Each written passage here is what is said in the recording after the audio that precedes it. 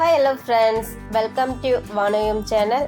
இன்னைக்கு இந்த வீடியோவில் என்ன பார்க்கலான்னா, சமையலுக்கு தேவையான 10 கிச்சன் டிப்ஸ் இருக்குது. வீடியோவை ஸ்கிப் பண்ணாமல் முழுசாக பாருங்கள். பார்த்துட்டு உங்களுக்கு பிடிச்சிருந்தா சேனலை லைக் பண்ணுங்கள், ஷேர் பண்ணுங்கள், மறக்காமல் சப்ஸ்கிரைப் பண்ணுங்கள். உங்களுக்கு தெரிஞ்சவங்க இருந்தாலும் ஷேர் பண்ணி விடுங்க.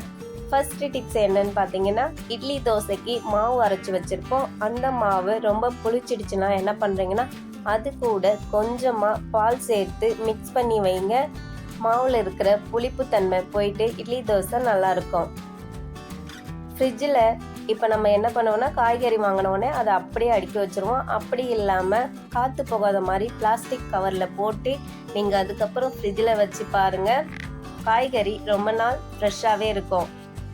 வாழைக்காய் வாங்கினோம்னா அது கட் பண்ணிட்டு போட்ட உடனே கருகிற மாதிரி இருக்கும். அந்த மாதிரி இல்லாமல் இருக்கிறதுக்கு என்ன பண்ணுறீங்கன்னா, தண்ணியில் போடும் போது அது கூட கொஞ்சமாக லெமன் சாறு சேர்த்திங்கன்னா வாழைக்காய் கருத்து போகாமல் இருக்கும்.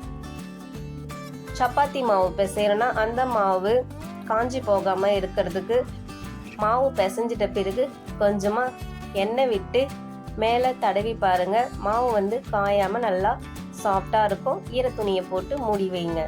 அடுத்த டிப்ஸ் என்னன்னு பார்த்தீங்கன்னா, இஞ்சி பூண்டு பேஸ்ட் அரைப்போம். அந்த இஞ்சி பூண்டு பேஸ்ட்டு கூட கொஞ்சமாக எண்ணெய் விட்டு அரைச்சிங்கன்னா ரொம்ப நாள் இஞ்சி பூண்டு கெட்டு போகாது.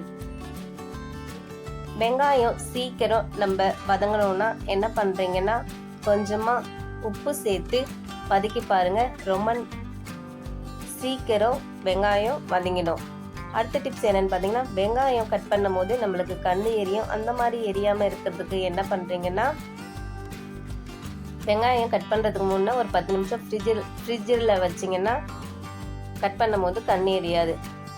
தக்காளி பழம் உரிக்கிறதுக்கு ரொம்ப ஈஸியான டிப்ஸ் என்னென்னா, கொதிக்கிற தண்ணியில் போட்டுட்டு கொஞ்ச நேரம் இருந்துட்டு நார்மல் வாட்டரில் போட்டுட்டு அதுக்கப்புறம் உரிச்சு பாருங்கள். தோல் ரொம்ப ஈஸியாக உறிஞ்சிடும். அடுத்த டிப்ஸ் என்னென்னு பார்த்தீங்கன்னா, சாதம் சீக்கிரம் வேகணும்னா சாதம் வேக வைக்கும் போது கொஞ்சமாக எண்ணெய் விட்டு வேக வச்சு பாருங்கள், சீக்கிரம் வேகும். அது மட்டும் இல்லாமல் சாதமும் உதிரி உதிரியாக இருக்கும். இப்போ நம்ம ஏதாவது சமைக்கிறோம், அதாவது குழம்பு வகையெல்லாம் சமைக்கும் போது உப்பு அதிகமாக ஆயிடுச்சுன்னா என்ன பண்ணுறீங்கன்னா, உருளைக்கிழங்கு தோல் சீவிட்டு கட் பண்ணி அந்த குழம்பு கூட கொஞ்ச நேரம் போட்டு வேக வைங்க. அதில் இருக்கிற உப்புலாம் இருக்காது. குழம்பு கரெக்டாக இருக்கும். இந்த 10 டிப்ஸில் ஏதாவது ஒரு டிப்ஸாவது உங்களுக்கு யூஸாக இருக்கும்னு நினைக்கிறேன். உங்களுக்கு ஏதாவது டிப்ஸ் வேணுனாலும் கமெண்டில் சொல்லுங்கள், சொல்கிறேன்.